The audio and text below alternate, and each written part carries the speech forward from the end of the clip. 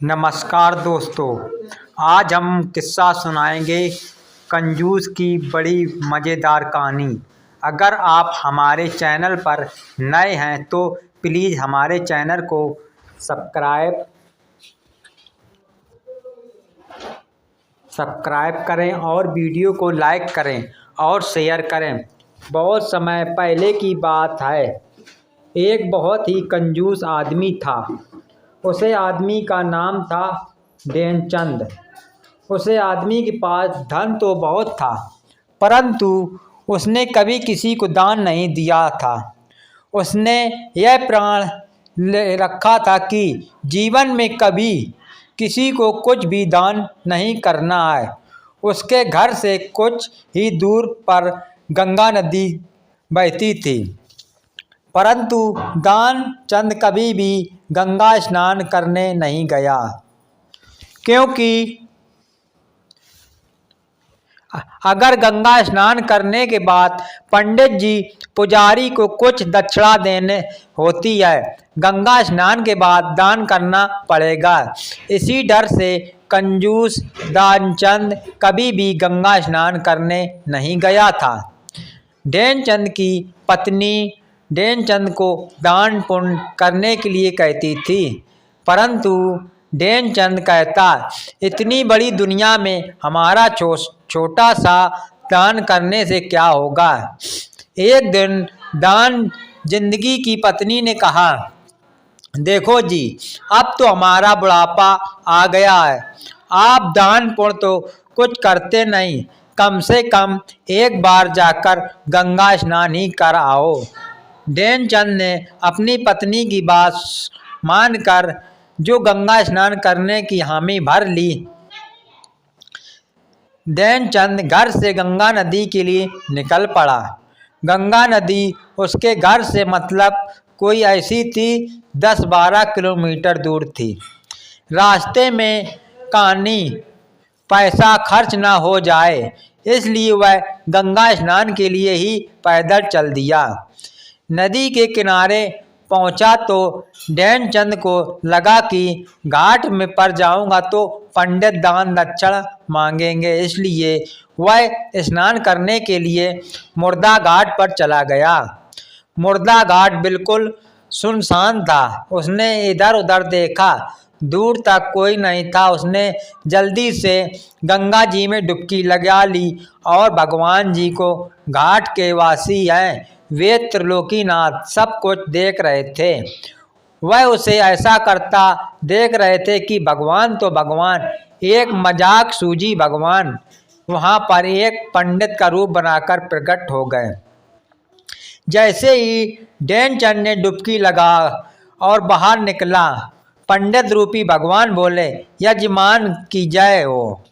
पंडित को देखते ही ध्यानचंद कहाँ पाया, पंडित को देखते ध्यानचंद का पाया, बोला, यह तो हद हो गई पंडित जी, यह पड़ा तो मरघट पर भी ये गया। पंडित जी ने कहने लगे कि देखिए, मैं एक संतोषी ब्राह्मण हूँ और एकांत में या मुर्दा घाट पर ही पड़ा रहता हूँ। ध्यानचंद बोला, अरे मुर्दा घाट है, पांडु के रहने की जगह नहीं है। तो ब्राह्मण कहने लगा, आप समझिए, मुझे जो मिल जाता है इसमें संतोष रहता है, मुझे ज़्यादा की आवश्यकता नहीं है, इसलिए मैं यहाँ पर एकांत में रहता हूँ। और यहाँ पर कभी कभी अगर आपके जैसा कोई यजमान आ जाता है और मेरा साल भर का इंतजाम हो जाता है, इकट्ठा कर्ज कर दे जाता है, इसलिए आप 6 महीने का इंतजाम कर दो। पंडित जी की बात सुनकर ध्यानचंद बोला, मैं पंडित जी 6 महीने के इंतजाम भी नहीं कर सकता। फिर पंडित जी बोले, तो 3 महीना कर दो। ध्यानचंद बोले, नहीं पंडित जी, मैं 3 महीने का भी नहीं कर सकता। अब भगवान रूपी पंडित जी बोले, तो ठीक है, 1 महीने का कर दो। क्या मैं 1 दिन का भी इंतजाम नहीं कर सकता? पंडित जी ने कहा कि आपको कुछ न कुछ तो दान करना ही पड़ेगा, नहीं तो हम आपको जल्द से बाहर नहीं निकलने देंगे। ठहर कर ध्यानचंद बोला कि ठीक है, मैं एक आने का दान करूँगा, वह भी उधर मेरे पास अभी कुछ भी नहीं है, इसलिए मेरे घर आकर एक आना ले जाना। पंडित जी ने ध्यानचंद को एक आना दान करने का संकल्प दिया। ध्यानचंद सोचा, मेरा घर तो यहाँ से 12 किलोमीटर दूर है और यह पंडित एक आने के लिए इतनी दूर थोड़ी आएगा, इसलिए ध्यानचंद संकल्प लेते अपने घर पर गए और पहुंचने पर शाम हो गई। इतने दूर चलकर आया था इसलिए थक गया था, सोने ही जा रहा था, तभी उसके दरवाजे पर इस पंडित ने दस्तक दी। पंडित जी बोले, यजमान की जय हो। ध्यानचंद की पत्नी ने दरवाजा खोला और पंडित जी से बोला, क्या काम है? पंडित जी बोलो कि आपके पति जो एक आने का दान करने के लिए बोल कर आए थे। पंडित जी की बात सुनकर ध्यानचंद की पत्नी अंदर आई और बोली, अपने पति से किसी पंडित को कुछ देने की कह कर आए थे क्या? ध्यानचंद बोला, हाँ, मुझे एक पंडित मिला था। जब मैं गंगा स्नान करके निकल रहा था तो मैंने उसको एक आना देने का संकल्प लिया। तब चंद की पत्नी बोली, पंडित जी अपना एक आना लेने दरवाजे पर खड़े हैं। ध्यानचंद सोचा, वह पंडित एक आने के लिए इतनी दूर आ गया। फिर ध्यानचंद को सोचकर अपनी पत्नी से कहने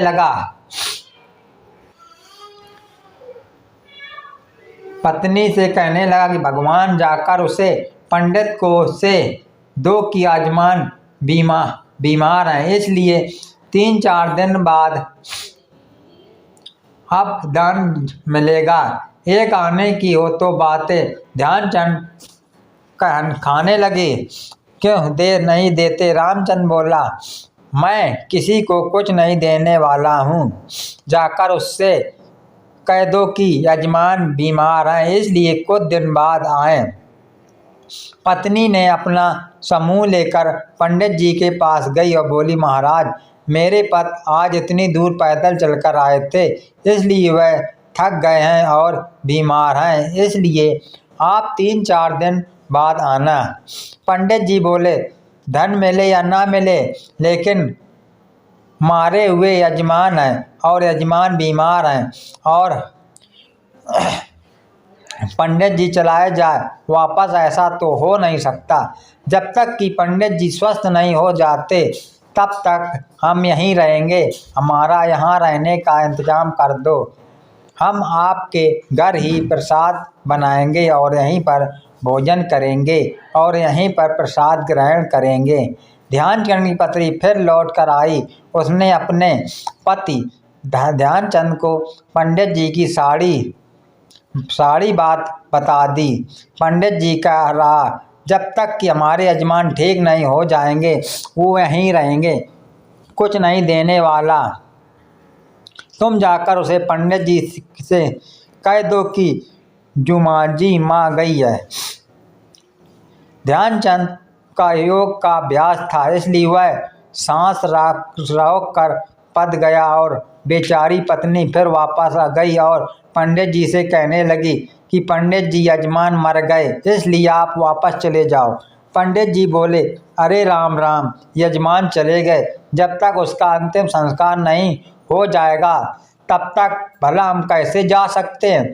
पंडित जी ध्यानचंद की पत्नी से बोले, देखो तुम महिला को कहाँ भटकती फिरोगी, हम सारे गांव में यजमान के मरने की खबर कर देते हैं। पंडित जी अब सारे गांव में खबर करके ध्यानचंद की मर गए हैं। सारे गांव में ध्यानचंद के घर इकट्ठा हो गए कि लोगों ने ध्यानचंद को मुर्दा समझकर बांध लिया। आप ध्यानचंद की पत्नी ने सही में रहने लगी और उसका रो रो कर बड़ा हाल हो गया। वह रो रो कर पत्नी को बोले, बहन, यह तो तुम्हारा प्यार है, हाँ, जान वाला तो चला गया, उसके पति तुम्हारा यहाँ पर ख़त्म नहीं होगा, इसलिए धीरज रखो। ध्यानचंद पत्नी बोली, अरे किस बात का धीरज रखें, यह तो मरे नहीं। गांव वाले ध्यानचंद को बांध कर अंतिम संस्कार के लिए ले गए। ध्यानचंद की पत्नी बेचारी रोती रोती, लेकिन ध्यानचंद से ऐसा विचित्र आदमी था, इतना सब कुछ होने के बाद भी सांस रोक कर पड़ा रहा था। सबके साथ पंडित बने भगवान भी उनके पीछे पीछे चल दिए। भगवान ने सोचा, हद हो गई कि हम कहानी नहीं आ रहे, हम आज तो इस ध्यानचंद से हम हार गए। ऐसे गजब का विचित्र आदमी हमने कहीं नहीं देखा। एक आना बचाने के लिए यह आदमी बिना मरे भी मरा पड़ा है और चला जा रहा है। जब ध्यानचंद को लकड़ियों पर रखा गया और केवल अग्नि लगाने की बाकी बची थी, तब पंडित रूपी भगवान बोले कि यह हमारे यजमान थे, अब इनकी मुक्ति के लिए इनके कान में कुछ मंत्र हम बोलेंगे। अब भगवान ध्यानचंद के कान के पास मुँह लेकर गए और बोले कि ध्यानचंद, भगवान विष्णु, मैं बैकुंठ से तुमसे नाता जोड़ने आया हूँ।